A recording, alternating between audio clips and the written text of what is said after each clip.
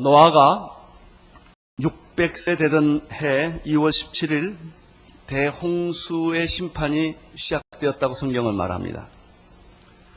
여기서 600세 되던 해 2월 17일이라는 구체적인 날짜를 통해서 배울 수 있는 것은 그것은 옛날 옛적 얘기거나 신화가 아니라는 이야기입니다. 150일 후에 7월 17일 홍수 물이 말라간다는 얘기를 또 기록합니다. 이 노아 방주 사건의 특징은 날짜를 계산하고 있다는 것입니다. 대홍수라고 하는 것은 요즘 우리들이 최근에 경험했던 엄청난 양의 폭우가 오랫동안 쏟아졌다는 뜻이 아닙니다.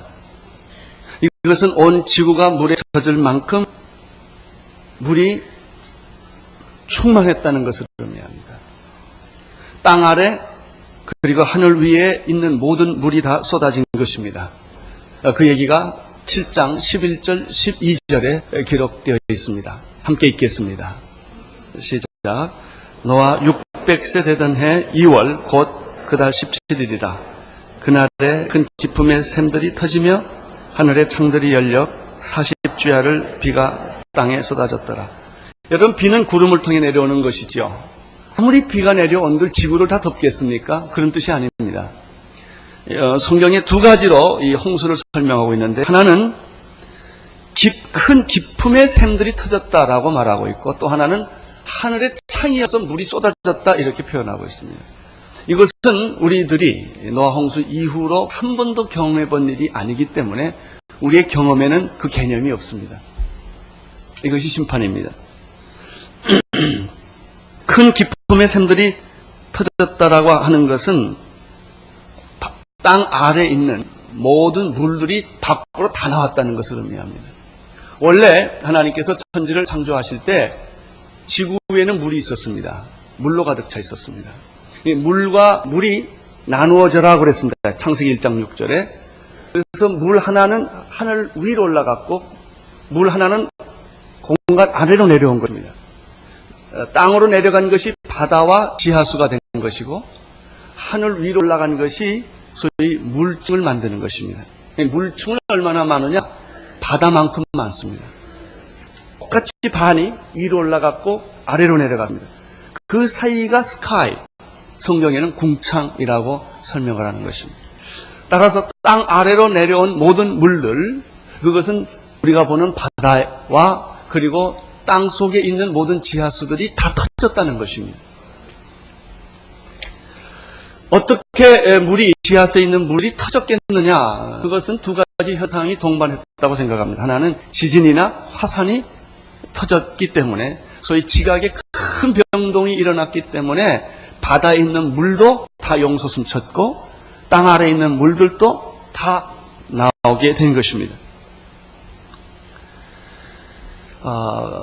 지금은 하나님 그 성경에 보면 재미있는 표현이 있어요. 바다와 육지의 경계를 만드사 이렇게 되어 있는데 이 대홍수 때는 바다와 육지 경계가 흐트러졌습니다. 그래서 바다에 있는 모든 물들이 다 지구로 덮게 된 것입니다. 그래서 제가 지난번에도 소개해 줬지만 우리 노희천 박사님이 쓴 노아의 방주는 역사적 사실이라는 책이 아니고 만화니까 읽기 쉽습니다. 가서 그 만화를 사서 보시면 아주 재밌게 읽을 수 있는데 그 정보에 의하면은 땅이 물이로 들어왔다는 증거가 도처에 많다는 것입니다. 그 중에 하나가 호수가 다 짜다는 것입니다. 호수는 짜서는 안 되는데 사해바다가 그런 것 중에 하나고, 그 다음에 터키에 있는 해발 1700m에 있는 터키의 반호가 짠물이고, 이란의 우르미아 호수가 해박 1470m인데 염도가 23%라고 합니다. 어떻게 그럴 수가 있겠냐 이거죠. 몽고네시아 사막에 있는 모든 호수도 다 짜고, 안데스 산맥이 3000 해발 800m인데 거기는 넓이가 4800km 될 정도로 큰 호수가 염해라고 하는 것입니다. 어떻게 3800m가 넘는 곳이 짠바다가 있겠느냐는 거예요. 그런 증거들을 이야기를 합니다. 또 이렇게 생각할 수 있는 성경적인 하나의 근거가 있는데 시편 104편 5절에 보면은 이런 표현이 있습니다. 옷으로 덮음같이 땅을 바다로 덮으시고 이렇게 돼서 땅을 바다로 덮으시고 물이 산들 위에 있더라. 생각해 보십시오. 어떻게 물이 산들 위에 있으며 땅이 바다를 덮었겠습니까? 이러한 지각 변동으로 말미암아 우리가 자세히는 모르지만 땅은 꺼질 수 있고 바다는 솟아날 수 있고 이런 엄청난 상태의 지각 변동과 그 다음에 지하수들이 터지고 화산이 터지고 분재가 날아나타니고 지진이 일어나는, 그래서 땅과 바다가 온통 뒤죽박죽되는 그런 일이 가능하다고 하는 것입니다. 오늘 말씀에 11절, 12절의 이 말씀에 보면은 큰 기쁨의 샘들이 터지고, 두 번째는 하늘이 창을 열었다 그랬습니다. 비가 왔다는 뜻이 아니라 마치 그 위에서 문을 열고 이 바켓으로 물을 갖다 쏟아 붓는 것처럼 쏟아졌다는 것입니다. 이렇게 설명을 하지 않으면 이 지구 위에 홍수가 덮어졌다는 말을 이해할 수가 없습니다. 하나님께서 물 위에 물과 물을 나누게 하시고 위에 물을 만드시고 아래 물을 만드시고 그 사이를 공창이라고 그랬는데, 그 위에 물은 바다의 물이나 땅의 물과 만큼 똑같이 이 오존층이 있듯이 형성이 되어 있다는 것입니다. 이 물층과 오존층이 우리 지구를 감싸고 있기 때문에 지구에는 봄, 여름, 가을, 겨울, 북극, 남극, 추위와 더위가 없이 온실에 쌓여 있는 것처럼 아주 따뜻하고 사람이 살기에 가장 적합한 그런 기후를 가지고 있었습니다. 그러나 노아 홍수 이후부터는 봄, 여름, 가을이 생깁니다. 이렇게 생각할 수 있는 근거가 창세기 8장 22절에 힌트를 또 하나 얻을 수 있는 말씀이 있습니다. 창세기 8장 22절을 보십시오. 시작. 땅에 있을 동안에는 신음과 거둠과 추위와 더위와 여름과 겨울과 밤이 쉬지 아니하리라. 이것은 홍수 전에는 그런 일이 없습니다. 홍수 전에는 봄, 여름과 춥다, 덥다 이런 게 없습니다. 봄, 여름, 가을, 겨울이 오는 것은 다 홍수 사건 이후에 일어난 지각 변동이 일어난 이후에 생긴 하나의 현상입니다.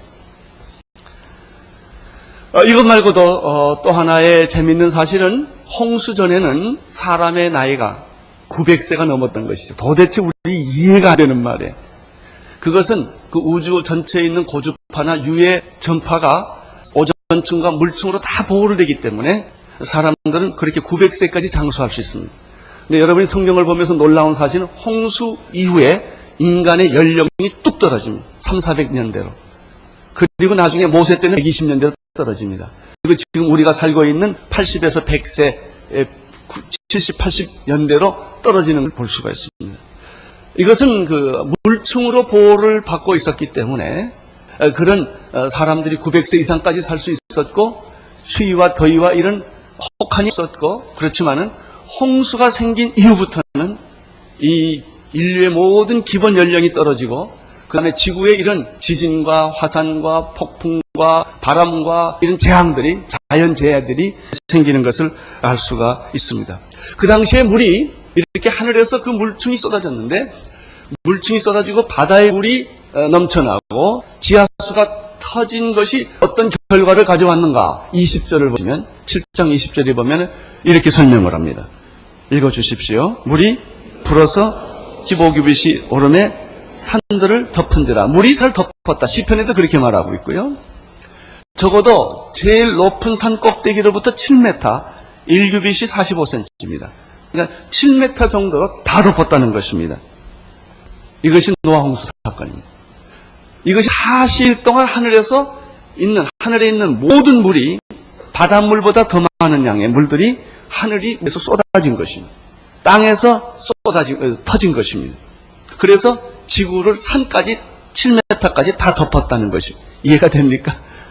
우리 상식과 우리의 자연과학적인 지식과 우리의 이성으로는 절대 이해 안 되는 얘기는 허무 맹랑한 그런 만화 같은 이야기입니다.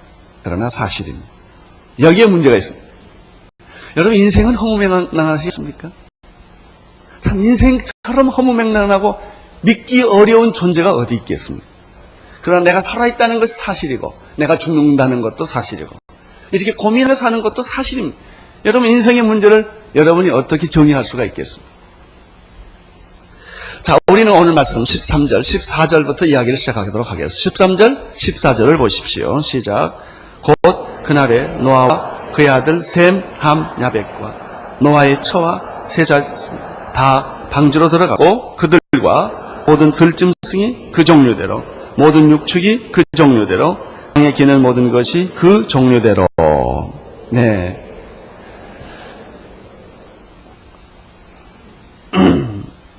여기서 보면은 놀라운 사실을 두 가지를 노아 방주 사건을 통해서 발견하게 됩니다. 첫째는 하나님이 노아만 구원하지 않았다는 것입니다. 노아와 그 처와 세 아들들과 세 자부들까지 다 구원하신 것입니다. 그리고 또 한 가지 사실은 하나님이 모든 짐승들과 동물들과 육축과 기는 것을 다 데리고 왔는데 종류라는 말이 아주 오늘 생각해야 할 굉장히 중요한 말입니다. 먼저 하나님께서는 노아만 구원하지 아니하시고 노아 그 가족을 구원했다는데 여러분 관심을 가지시기를 바랍니다. 사도행전에는 주 예수를 믿으라. 그리하면 너와 내 집이 구원을 얻으리라. 기독교는 개인주의적인 종교가 아닙니다. 공동체입니다. 기독교의 출발은 공동체입니다. 아담과 이브를 만드는 공동체입니다. 그뿐만 아니라 모든 하나님의 그 나라들은 아브라함과 이삭과 야곱입니다. 개인을 이야기하지 않습니다. 오순절날 성령을 볼 때도 다락방에서 개인에게 불 주지 않았습니다. 120명 사람들에게 하나님 불을 주었습니다. 여기서 굉장히 또 중요한 것 중에 하나는 줄 잘 쓴다는 겁니다. 내가 그 120명이 다락방에서 불 받을 때 가만 생각을 해보니까 거기 120명의 사람들이 다 성령 충만했을까요? 아니, 엉터리도 좀 있었을 것 같아. 우리 교회 안에 엉터리가 좀 있듯이. 그렇지만 그 사람들이 따라온 거예요. 따라와가지고 불 받다 다 받으래요. 오늘 그런 축복이 여러분에게 되기를 바랍니다. 뭐 다 잘나서 받는 게 아니고 거기 왔기 때문에 은혜 받은 거예요. 구원은 뭐예요? 방주에 들어갔기 때문에 구원받은 거예요. 똑똑하고 잘난 사람들은 자기 이성을 믿고 역할을 믿고 세상을 믿었기 때문에 방에 왜 들어가야 되느냐? 그건 허무맹랑하고 말도 안 되는 얘기다 그러고 안 들어간 사람은 다 죽었다는 말이죠. 하나님의 관심은 뭐냐면 당신의 구원에 있는 게 아니고 당신의 가족을 구원하기를 원하세요.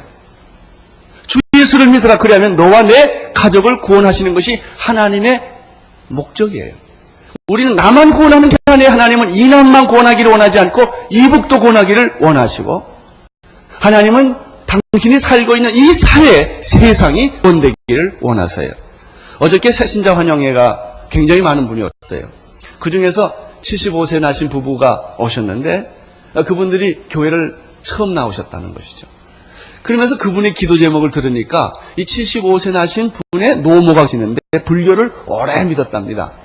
이 노모가 예수 믿게 좀 기도해달라는 거예요. 난 그 말을 듣고 이 말이 생각났어요. 아, 이상하다. 복음이라는 것은 들어오면 나만 구원받고 끝나는 것이 아니라 내 옆에 있는 사람을 구원하지 않으면 건들 수 없는 마음을 주셔서 하나님은 그 가족과 그 공동체와 그 사회 전체를 구원하시기를 기뻐하시는구나. 사랑하는 성도 여러분, 가족을 위해서 기도하다 절망하지 않게 되기를 바랍니다. 이 말씀을 붙잡아 보십시오. 노아와 그 가족들을 구원했다는 것입니다. 디모데전서 5장 8절에 보면 이런 말씀이 있는데요. 누구든 자기 친척, 특히 자기 가족을 돌아보지 아니하면 믿음을 배반한 자요, 불신자보다 더 악하니라, 이런 말이 있습니다. 당신이 혼자 예수 믿고 구원받고 끝나는 것이라면 너무나 이기적이고 개인주의적이라는 거예요. 당신이 가족을 돌보지 않고 특별히 친척을 돌보지 않고 당신 혼자 예수 믿는다면 당신은 믿음을 배반하여 불신자보다 더 악할 수 있다는 거예요. 당신이 예수를 몰랐다면 괜찮다는 것이죠. 이러고 보니까 저도요, 우리 아버지 쪽 중에서 굉장히 먼 친척인데 한 분이 70이 넘으셨는데 아직까지 안 믿어요.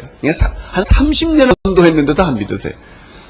아주 보통 분이 아니세요. 술 좋아하시고 이러시는데 우리 친척 중에 내가 가만 따져보니까 지금 그분이 혼자 지금 예수를 좀 잘 안 믿고 있어서 우리 형수님 되시는 분은 명성교회를 다니시는데 맨날 가서 눈물로 자기 남편 구원하는 게 이 기도예요. 전 그걸 보면서 하나님의 끈질긴 끈질긴 포기하지 않으시는 그 섭리가 있구나. 사랑하는 성도 여러분, 주 예수를 믿으라. 그리하면 너와 내 식구들이, 가족들이 다 구원을 받게 된다는 것입니다. 이 사실을 믿으시고 오늘 가족 구원을 포기하지 말고 계속해서 할 수 있게 되기를 바랍니다. 또 한 가지는 하나님은 창조론을 지지한다는 사실입니다. 성경은 진화론을 성경은 지지하지 않습니다. 그 중에 오늘 많은 증거 중에 오늘 그 한 증거가 이 말씀에 나타납니다. 그것은 하나님께서 14절에 보면은 모든 육과 들짐승과 땅에 기는 것과 공중의 새까지도 종류대로 방주에 다 싣고 문을 닫았다고 하는 사실입니다. 하나님은 종류대로 싣습니다. 이 말씀 뭐냐면 하나님은 종을 바꾸시지 않는다는 것입니다. 아메바가 진화하여 고등동물이 되고 원숭이가 진화하여 사람이 된다는 것은 성경적인 원리, 창조론의 원리에 맞지 않는 다윈의 종의 기원은 그것은 순수한 허구라는 사실을 여기서 이야기하고 있습니다. 종 안에서 돌연변이나 종 안에서의 변화는 얼마든지 가능합니다. 종류대로 실었다는 말은 하나님께서 창조된 그 모습 그대로 그 종을 지켜가신다고 하는 원리입니다. 물론 종 안에는 여러 가지 다른 변화가 가능합니다. 복제인간 나올 것입니다. 복제인간도 가능합니다. 또 비슷한 종끼리 혼합해서 제3의 종이 제3의 비슷한 종끼리 나올 수도 있습니다. 그러나 여러분 복제인간 때문에 너무 걱정하지 않게 되기를 바랍니다. 우리가 상상하는 것처럼 무슨 영화나 무슨 외계에 나오는 것처럼 복제인간이 돌아다니면서 이런 일들은 절대 일어나지 않습니다. 복제는 가능합니다. 그러나 그것은 부자연스러운 일입니다. 부자연스러운 일은 오래가지 못합니다. 한두 케이스, 몇 케이스는 만들 수 있습니다. 그러나 그것은 종의 변화는 아닙니다. 창조의 질서가 깨지는 것이 아닙니다. 돌연변이가 일어날 수 있습니다. 그러나 걱정하지 마십시오. 그것은 만약에 그럴 때가 온다면 지구는 종말을 이미 괄될 것입니다. 하나님은 창조 질서 그대로 이 세상을 유지하고 성경의 약속대로 마지막에 심판을 가져오게 될 것입니다. 15절, 16절을 보십시오. 시작. 무릇 기식이 있는 육체가 둘씩 노아에게 나와 방주로 들어갔으니 들어간 것들은 모든 것의 암수라.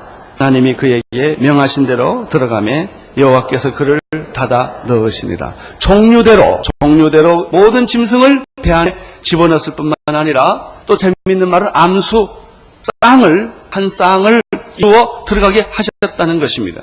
이것은 무엇을 의미입니까? 종류대로 넣었다는 것은 하나님의 창조 질서를 유지했다는 얘기고, 암수 한 쌍을 넣었다는 얘기는 하나님이 번식과 생육의 원리를 계속 가지고 계신다는 것입니다. 우리가 여기서 할 수 있는 것은 무엇입니까?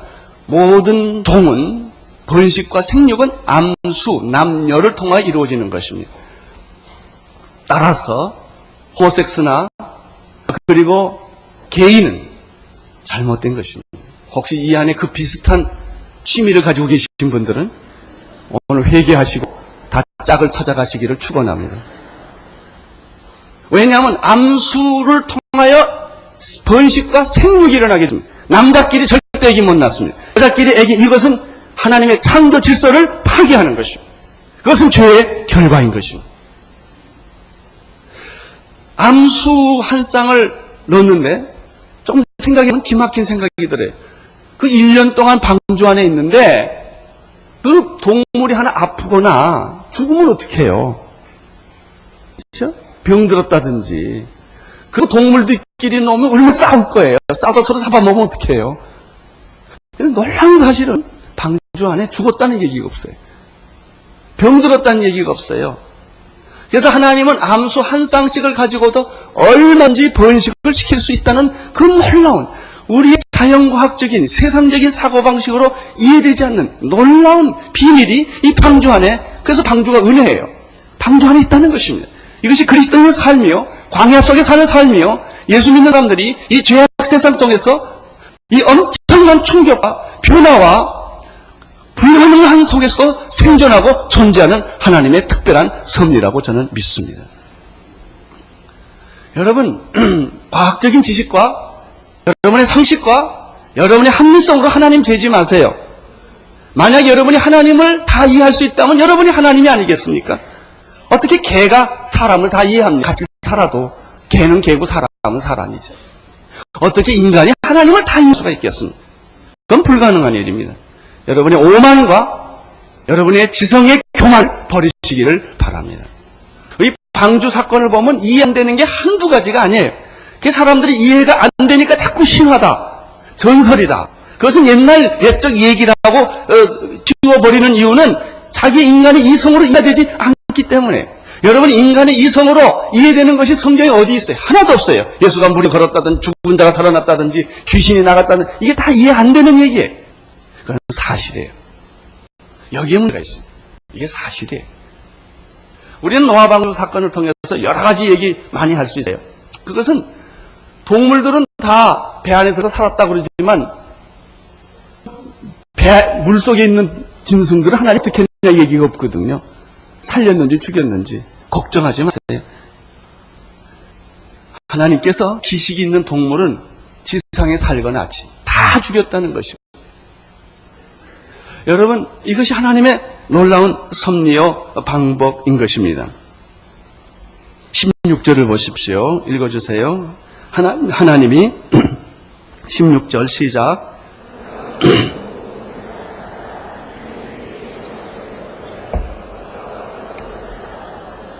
여기서 또 재밌는 말 16절에 하나 있는데요. 하나님이 그에게 명하신 대로라는 말입니다.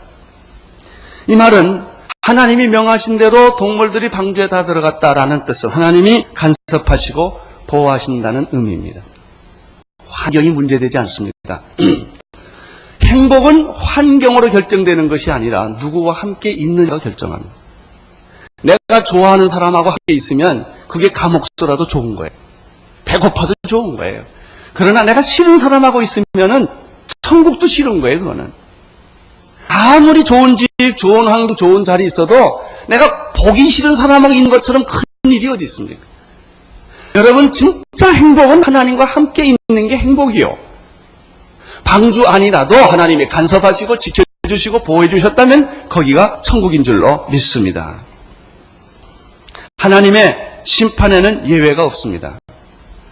21절에서 다 죽었다고 했는데 22절에도 다 죽었다고 했습니다. 오직 방주 안에 이 심판에서 살아날 수 있는 유일한 사람들은 방주 안에 있었던 사람들만 생존했다는 사실입니다. 이것이 중요합니다. 23절을 보십시오. 23절 시작.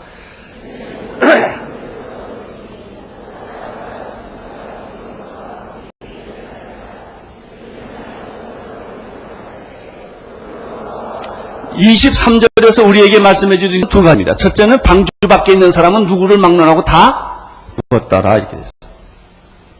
동시에 방주 안에 있는 사람은 잘났든 못났든 다 살았더라. 이게 구원이에요. 여러분, 누구지? 예수 그리스도 이름을 부르는 자는 구원을 얻으리라. 이 노아의 방주 사건이 오늘 우리에게 의미 있는 것은 과거를 들추어 보기 위하여가 아닙니다. 이런 똑같은 일이 마지막 역사의 마지막 심판의 불의 대심판이 얽혀있는데, 노아의 방주 시대에는 노아의 방주 안에 들어간 사람은 누구를 막론하고 다 살 수 있었지만은 아무리 똑똑하고 훌륭하고 선하고 착하다 할지라도 노아 방주 속에 있었던 사람은 죽을 수밖에 없었다. 그것과 마찬가지로 누구든지 예수 그리스도 이름을 부르는 자는 구원을 얻으리라. 예수를 믿는 사람은 마지막 심판에서 살아나게 될 것입니다. 이 사실을 안 믿는다는 거예요, 사람들은. 그 웃기게 생각한다는 거예요. 노아 당시 사람들도 비가 와서 심판이 온다는 사실을 믿지 않았습니다. 마지막 순간까지 믿지 않았습니다. 문이 닫히고 비가 올 때야 그들은 정신이 난 거예요. 사랑하는 성도 여러분, 하나님의 말씀은 막연히 이루어지거나 하나님의 말씀은 적당히 이루어지지 않습니다. 방주 밖에 있는 사람은 다 죽을 것이다. 지면의 모든 생물을 써버리시니 곧 사람과 짐승과 기는 것과 공중의 새까지 이들은 땅에서 하나도 살 수 없다는 말씀이 그대로 지금 이루어지고 있는 거예요. 예수 그리스도를 믿지 않는 사람은 구원을 받지 못한다는 말처럼 참 불합리하고 불공평한 얘기가 어디 있겠어요. 그러나 그건 사실이에요. 여러분, 뱀에 물려 다 죽게 되어 있는데 독사 구리뱀을 보는 사람은 살리라. 말이 돼요? 약을 발라야 살지. 해독제를 먹어야 살지. 그래서 구리뱀을 보면 삽니까? 그러나 그 구리뱀을 보는 사람은 살 것이다. 자기 이성과 상식을 믿고 보지 않는 사람은 다 죽었고, 그럼에도 불구하고 그 구리뱀을 본 사람은 다 살았다는 것이 역사적 고증이에요. 이게 구원이에요. 여러분이 믿을만하고 이해할만하고 알만하면 그게 무슨 믿음이겠어요? 따질 수 있으면 그게 무슨 믿음이겠어요? 믿음이라는 뜻이 뭐예요? 보이지 않고 들리지 않고 이해되지 않고 그것을 내가 증명할 수 없지만은 사실이기 때문에 믿음으로 말미암아 이루어지는 것이죠. 이게 믿음이에요. 믿음. 노아의 방주 사건은 여러분이 이성과 상식과 이런 자연과학적 지식으로만 잣대를 재보면 안 보여지고 이해 안 사건이 너무나 많기 때문에 자꾸 사람들은 이것을 신화로 일축해 버리려고 하는 우를 범하는 것입니다. 빛이 있으라 하시며 빛이 있었다. 어떻게 증거하시겠어요? 믿는 것 외에는. 하나님이 태초에 천지를 창조하셨다. 믿는 것 외에는 누가 증거하겠어요? 왜? 우리는 증거할 능력과 그런 게 없기 때문에 그래요. 인간에게는 그걸 증명할 만한 능력이 없어요. 인간에게 가지고 있는 능력 하나가 있어요. 믿는 거예요. 여러분, 우리가 과학적이어야 합니다. 합리적이어야 합니다. 그러나 영적인 사실에 대해서는 믿음의 원리가 필요합니다. 두 번째는 방주 안에 있는 사람은 다 살아났다는 놀라운 사실입니다. 이 노아가 얼마나 황당했겠어요. 배를 지어라. 그러면 아무 갈등이 없어요. 배는 늘 보는 거니까. 물 위에 떠다니는 거니까. 근데 하나님께서는 방주를 지으려 가니 번일도 없고 이것도 사이즈가 이성에 안 맞는 사이즈. 엄청난 크기의 방주를 지으라고 하니 거기는 동력도 없어요. 키도 없어요. 이런 방주를 왜 하나님이 지으라고 하셨을까? 그것을 여러분들이 아무리 머리를 쥐어짜고 짜도 그거는 해결이 없는 거예요. 언제 그 해답이 오느냐? 홍수가 나야만 아하 그리고 아는 거예요. 예수 그리스도를 믿고 구원을 받고 하나님의 자녀가 된다는 말처럼 믿기 어려운 말이 어디 있습니까? 난 참 여러분들 존경합니다. 그 말 믿고 다 교회 온 걸 보니까. 그거 참 믿기 어려운 말이에요. 아니 2000년에 죽은 한 청년을 믿으면 구원받는다. 객관적으로 예수 안 믿는 사람 입장에서 볼 때 그게 합리적인 말이 아니잖아요.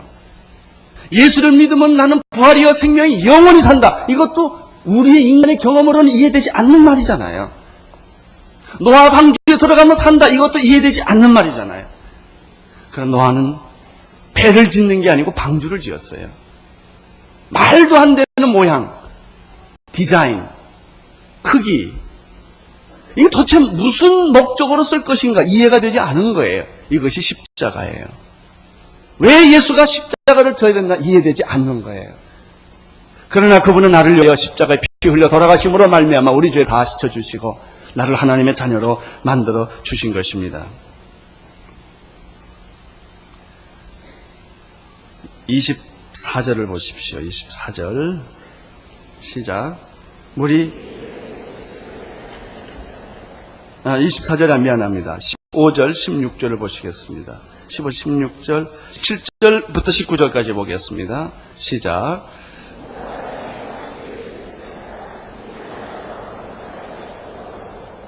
물이 더 많아져 땅에 창이라며 방주가 물 위에 떠다녔으며 물이 더 많아져 땅에 충일하시니. 여러분 성경은 그냥 이걸 읽으면 아무것도 안 보여요. 그러나 이거를 눈을 뚫어지게 보면 재미있는 메시지가 나오는 거예요. 홍수가 내린 기간은 얼마였습니까? 40밤일 밤낮이었다고 합니다. 40일 동안 하늘에 있는 물이 다 쏟아지는 시간이었고 땅에 있는 물들이 다 튀어나가는 시간이었다는 것이죠. 17절, 18절, 19절을 한번 자세히 보면 재미있는 표현들을 발견하게 될 것입니다. 17절에는 물이 많아져 이렇게 되어 있습니다. 18절에는 물이 더 많아져 이렇게 되어 있습니다. 19절에는 물이 창일하여 이렇게 되어 있습니다. 다시 말하면 물이 점진적으로 불어나고 있다는 걸 보여줍니다. 40일 동안 물이 쏟아졌습니다. 그 이후에 그 물은 호수처럼 여기 있는 한강변에 있는 바다처럼 강처럼 그게 잔잔하게 있는 게 아니라는 거예요. 물이 지금 계속 이동하고 있고 움직이고 있고 계속적으로 지각 변동은 계속 일어나고 있다는 것이죠. 17절을 다시 보십시오. 17절에 물이 많아져 배가 어떻게 했습니까? 또 올랐고 18절에는 배가 어떻게 했습니까? 또 다녔고 19절에는 하나의 산이 다 어떻게 했어요? 덮였고 이렇게 되어 있습니다. 그래서 20절을 다시 돌아가 보면은 물이 얼마큼 불어졌느냐 하면 산을 덮고도 15규빗 정도까지 다 덮었다 이렇게 되어 있습니다. 근데 물이 덮여 있는데 우리가 생각하는 바다처럼 그냥 있는 게 아니고 이 물이 해일이 일어나고 파도가 치고 폭풍이 치고 바람이 불고 화산이 치고 지각변동이 계속 일어나는 대소용돌이였다라는 거예요. 자, 그렇게 보면 우리가 만든 배는 소용이 없다 그런 뜻입니다. 무엇만이 존재할까요? 방주만이 떠다닐 수가 있는 거예요. 그 해일이 일어나고 화산이 터지고 지진이 일어나고 물이 다 쏟이는 곳에서 존재할 수 있는 유일한 기구는 방주 외에는, 방주라는 구조 외에는 존재할 수 없다는 거예요. 그러니까 이렇게 하늘에서 물이 쏟아지고 땅에서 물이 솟아나는 전 지구가 물로 다 덮인 상황에서야만 하나님이 왜 방주를 만들었는가를 그때 이해합니다. 나는 우리 오늘교회 시작할 때 우리 횃불 지하 2층 빌려서 한 10여 명이 시작할 때 하나님 나에게 2,000명의 젊은이들을 주십시오. 그러면 세계를 내가 당신에게 드리겠어. 이런 꿈을 가졌을 때 미친놈 아니에요 그거? 아니, 자기 집도 없이 남의 집 빌려 쓰는 주제에 그것도 한 20, 30명 모여가지고 예배 드리는 2,000명이 청년들이 뭐예요? 여러분 왜 그런 비전을 줬는지 그때 내가 잘 몰랐어요. 저는 온누리교회를 목회를 하면서 그런 제가 좀 조롱 비슷한 얘기는 안 먹고 아니면 변덕이 많다라든지 이상한 생각을 많이 한다든지 아니 그 사람들이 어떻게 알아요? 방주를 지으라는 하나님의 뜻을 어떻게 알아요?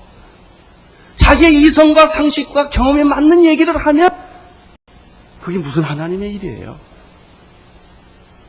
지금 이런 보혈을 주실지 누가 알았어요? 저는 지금도 내 마음에 엄청난 생각들이 많이 떠오르고 있는데 그거는 막 이성에 안 맞는 말이라 이만큼 해도 교인들이 놀래는데 내가 계속 얘기하면 교인들이 얼마나 놀래겠어요. 근데 왜 그런 생각을 주는지 내가 모르겠어요. 왜 10년 후에 20년에 역사가 어떻게 변하고 통일이 어떻게 하고 내가 모르니까. 하나님은 미리 아시고 그런 비전을 주시는 거예요. 13년 만에 온누리교회가 이만큼 만들어지지 않았어요. 상식적이었으면 여기 왔습니까? 여러분의 인생도 마찬가지예요. 하나님은 우리에게 엄청난 계획과 꿈을 가지고 임하신다. 한동대학에 관여를 하게끔 만든 것도 나는 도저히 이해를 못해요. 너무 힘들거든요. 그걸 또 떠나지도 못하게 꽉 붙잡아 주세요. 그걸 누가 알겠어요? 왜 2천만 비전을 주셨어요? 이 일이 한 개가 어떻게 2,000명 선교사를 보냅니까? 교단도 못하는 일인데. 왜 방주를 지으라고 하셨냐요? 여러분의 인생에 여러분 하나님하고 게임을 하세요. 하나님하고 상대를 해보세요. 이 세상의 정치, 경제나 비즈니스의 세계가 아니에요. 학문의 세계가 아니라고요, 이거는. 그래서 하나님이 우리를 구원하시며 이 민족을 쓰시고자 하시는 놀라운 하나님의 섭리를 우리 어찌 인간이 알 수가 있겠어? 믿음과 순종뿐이에요. 그때 하나님이 그를 통하여 노아를 통하여 방주를 만드시고 역사를 구원하시는 이런 사실들을 우리는 볼 수가 있는 것입니다. 21절과 22절을 보십시오. 시작. 땅에 움직이는 생물이 다 죽었으니 곧 새와 육축과 들짐승과 땅에 있는 모든 것과 모든 사람이다. 육지에 있어 코로 생물의 기식을 하는 것은 다 죽었다. 자, 이 노아 방주의 지금 1절 2절의 메시지는 무엇입니까? 단 한 가지 사실을 강조하고 있어요. 방주 밖에 있는 생물은 다 뭐했다? 죽었다. 그 얘기한 거예요. 그러니까 이 짧은 표현으로 이거를 했는데 여기에는 많은 상상력이 필요해요. 결론은 다 죽었다 이거예요. 똑똑한 사람은 또 이런 말이에요. 그 널판지 쪽 붙들고 살면 어떡하냐 이거. 바다 밑에 있는 생물들은 다 걱정하지 마세요. 다 죽었어요. 그게 결론이에요. 결론이. 그것을 일일이 다 기억하려면 이 성적이 얼마나 커지겠어요. 가장 중요한 것만 성경이 기록해 썼어요. 결론이 뭐예요? 방주 밖에 있는 사람은 다 죽었다 이거예요. 앞으로 예수 그리스도 믿지 않는 사람은 다 지옥 간다 그 소리요. 당신이 뭐 선이냐 착했냐 이거 상관이 없어요. 힘있고 좀 똑똑하고 사람 배 하나를 건질 수 있었겠죠. 배 타고 겨우 가다가도 죽으면 되니까요. 그래요. 어떤 사람은 끝까지 버틴 사람이 있을지 몰라요. 그래서 150일이에요. 150일.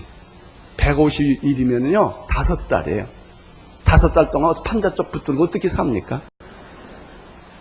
먹을 물도 없고 먹을 음식도 없고 물도 없어요. 결론이 왜 다 죽었다. 이거 다 죽었다.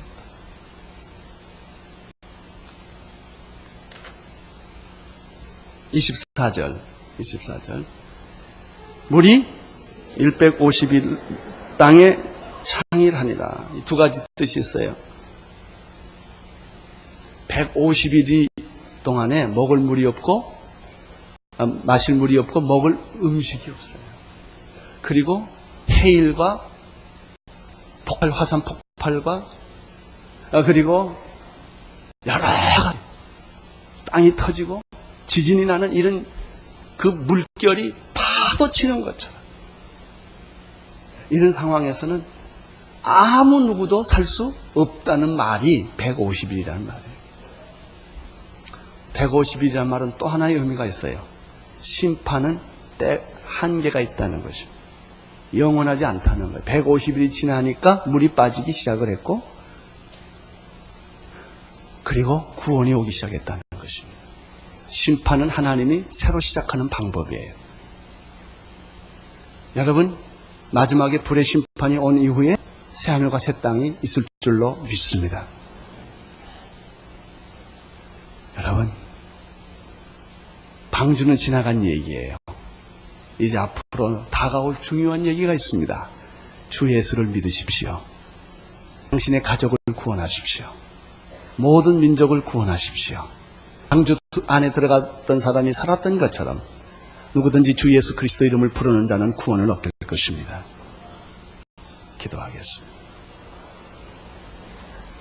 하나님 아버지, 우리 가족을 구원하게 하여 주시고 우리 민족을 구원하게 하여 주시고 세계를 구원하게 하여 주옵소서. 예수님 이름으로 기도드립니다.